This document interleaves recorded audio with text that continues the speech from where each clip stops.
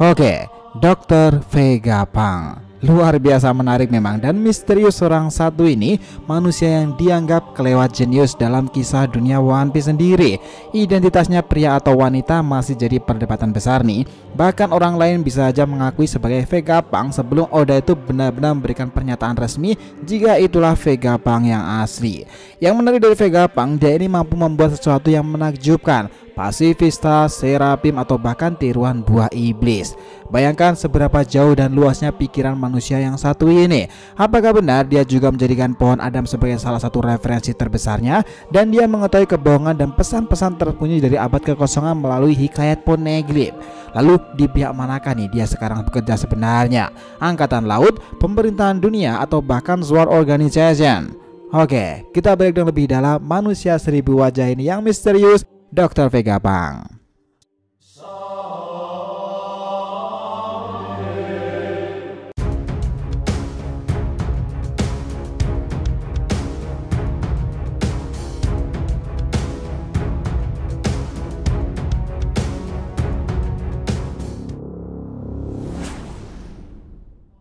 Yo nakama, DRTV Mediatif, welcome back again.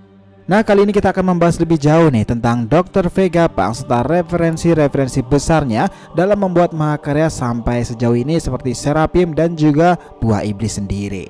Oke, biar nggak salah persepsi silahkan simak sampai akhir ya. Jangan lupa klik lonceng subscribe-nya biar nggak ketinggalan informasi lainnya dari DRTV. Follow juga nih Instagram dan official TikTok DRTV Mediatif yang berisikan populer konten Asian pop culture lainnya. Oke, kita lanjut. Dengarkan ini baik-baik. Vegapunk adalah seorang ilmuwan kelewat jenius dengan keahlian di bidang pengetahuan, sains, dan juga peradaban dan juga sejarah. Kemampuannya diperkirakan lebih cepat setidaknya ratusan tahun dari zamannya. Kiasan hiperbolanya seperti itu. Apakah Vegapunk ini jahat? Sebuah teka-teki yang menarik sih, karena dia itu terlibat dengan sosok seperti Kaisar Clown dan juga Vince Smokejet. Kami pikir orang ini seperti di persimpangan sih. Mungkin lebih condong ke true justice, bukannya absolute justice yang condong mengarah ke jahat itu. Jadi versi kami, Dr. Vegapunk itu bukanlah karakter jahat. Dia rasional dan begitu bijak, tetapi dia juga luar biasa kejam juga sih kalau dia mau. Nah, tapi ada sumber seperti ini untuk chapter 1061 ini. Bang, bukannya identitas dari Dr. Vegapunk sendiri sudah terungkap sebagai sosok gadis kecil ya? Ya, kala itu momen terjadi seperti ini. Ketika para kru Mugiwara itu telah tiba di X-Head yang ternyata dimiliki oleh Vegapunk sendiri, dalam sebuah panel itu memperlihatkan bagaimana pangkalan angkatan laut juga berada di pulau itu serta saat ini. Nah, anak-anak penghajar sendiri seperti Taziki juga ada di sana itu, dan beberapa anggota Sword Organization juga berada di sana. Nah, ini sepertinya membuka tabir yang semakin menarik nih. Bahkan sempat Helmeppo itu meminta izin dari Vegapunk sendiri untuk mau meminjamkan Serapim kepadanya demi menyelamatkan Koby. Lalu seketika itu seseorang gadis muncul nih, dan dia berkata dan mengaku sebagai Vegapunk. Are you serious? Itu Vegapunk? Nah, One Piece 1061 ini memang akan memberikan gambaran besar tentang karakter yang satu itu, sosok yang masih aja menjadi misteri nih lantaran Oda sendiri belum memperlihatkan identitas dan masalahnya secara 100%. Namun dibalik itu semuanya, para fans paham jika Vegapunk itu adalah karakter kunci dalam banyaknya penemuan canggih yang bisa membantu kinerja Angkatan Laut. Pertanyaan sekarang, Angkatan Laut atau Sword Organization yang dibantunya sendiri? Banyak asumsi yang mengatakan setelah penelitiannya bersama Vince Smokejet kala itu dan juga Kaisar Clown di gerobak Angkatan Laut, pihak pemerintahan dunia tidak menghukumnya, malah memanfaatkan kemampuannya untuk perkembangan kekuatan Angkatan Laut sendiri. Jadi kami pikir dia itu bukanlah orang yang 100% terikat pada Angkatan Laut. Mungkin dia bekerja sama dengan beberapa orang yang dia percayai, dan jika seperti itu sumbernya pasti bisa mengarah pada salah satu Sword Organization.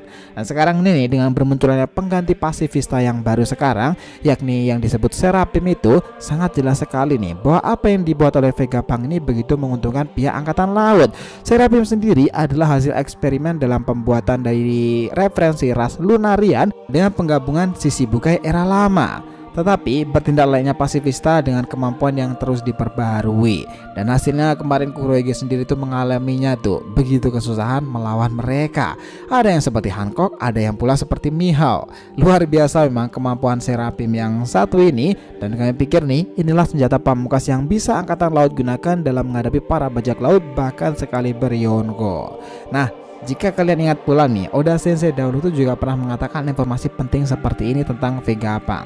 Saat Vegapunk muncul, dialah orang yang akan memberitahu informasi lebih mendalam tentang sisi lain gambaran buah iblis lebih luas lagi, bagaimana informasinya dan bagaimana hikayatnya itu bekerja.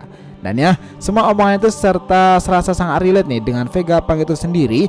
Dia ini telah membuat banyak sekali buah iblis tiruan dan buatan itu. Salah satunya yang dimakan oleh Momonosuke sebagai kopian buah iblis milik Yonko Kaido. Dan ya, 80% kemampuannya begitu mirip. Dengan semua itu, artinya Vegapunk itu juga nggak hanya tahu nih cara membuatnya, tetapi secara prinsipal dan teorinya dia juga tahu bagaimana buah iblis itu muncul dan berkembang sampai berada di tangan orang-orang kuat dalam dunia perlautan, dan juga beberapa di antaranya bahkan bisa mencapai ke tahap awakening mode. Dan kalian pikir itulah karma jika di dalam dunia shinobi sendiri, dan Vegapunk itu adalah Amado versi lebih langka dan jenius lagi dalam kisah One Piece. Kala itu konon ada kabar hikayat buah iblis sebenarnya berhubungan dengan pohon paling kuat dan masyhur di dunia One Piece sendiri. Tebak apa? Ya, pohon Adam. Konon pohon Adam yang tumbuh subur dan besar itu, yang mana kayunya sangat kuat dan berkualitas tinggi yang ditemukan di dunia itu, kelangkaannya yang sangat besar itu pun yang membuatnya sangat berharga dan menghasilkan Oro Jackson atau bahkan Thousand Sunny. Franky dan Tom bahkan harus memasuki pembelian di black marketnya atau pasar dunia bawah karena tak dijual di tempat umum dan bebas. Nah, kabarnya kala itu pula jika buah iblis itu awal mulanya juga berhubungan dengan pohon Adam nih. Sekarang ginilah ya, lumrahnya juga berpikir rasional, buah yang jatuh itu juga nggak akan jauh dari pohonnya, dan pohon yang muncul pasti ada akan induknya. Dan buah sendiri biasanya itu lahir dari sebuah tumbuhan, dimana itu pasti sebuah pohon yang tumbuh subur dan memiliki magicnya sendiri. Seperti dalam dunia Titan ada pohon Ymir, dunia Shinobi ada Shinju, dunia para Saints ada Yggdrasil, dan kami pikir One Piece sendiri pohon Adam adalah jawabannya. Nah, pasti udah itu akan membongkar nih informasi ke depan pohon yang satu itu. Aneh rasanya kalau sebuah pohon yang menjadi pondasi kuat kapal Oro Jackson milik Raja Bajak Laut dan Thousand Sunny milik Kaisar Yonko dunia baru ini dan calon Raja Bajak Laut juga tidak berhubungan dengan hal-hal populer lainnya. Jadi kami rasa nih hipotesa itu memungkinkan jika pohon Adam adalah sebuah induk dari buah iblis. Dan pohon yang menjulang tinggi itu jika buah tersebut jatuh bisa saja jatuhnya di darat atau bahkan di laut.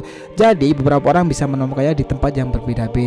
Namun ada beberapa buah iblis yang jika penggunanya mati seperti Mera-Mera Nomi itu, buah itu akan muncul lagi dan berada di satu tempat yang tak disangka oleh seseorang. Seperti jika contoh Mera-Mera Nomi, dia muncul kembali dan dimiliki oleh Doflamingo kala itu dan menjadi perebutan di Dressrosa, kemudian dimiliki oleh Sabo. Lalu sekarang Sabo diledakkan di Lulusia Kingdom, dan apakah dia akan awakening? Sebuah teka-teki yang menarik tuh. Nah, memikirkan hipotesa dan teori seperti itu bisa aja membuat sosok seperti Dr. Vegapunk itu terinspirasi dengan kehebatan pohon Adam yang menjadi sumber segala penelitiannya dalam mengembangkan buah iblis buatan, dan memilih buah iblis Kaido sebagai referensi terbesarnya untuk membuat kekuatan dari Devil Fruit yang sekuat dan sehebat milik Kaisar Yonko tersebut.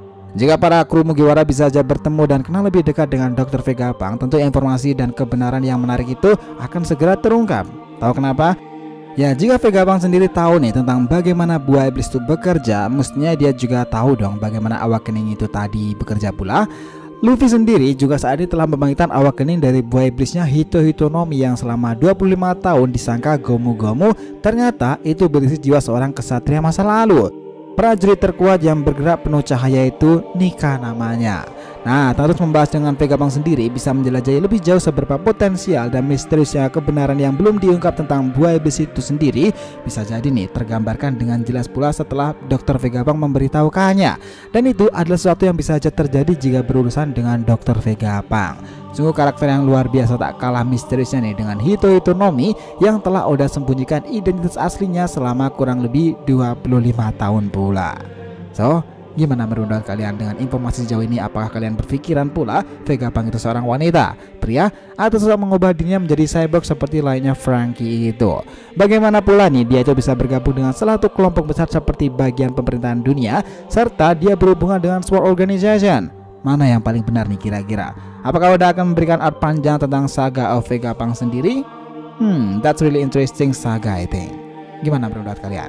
Jangan lupa kasih saran di kolom komentar dan subscribe channel ini. Semoga ceritanya itu memberikan informasi dalam tiap pembahasan animenya.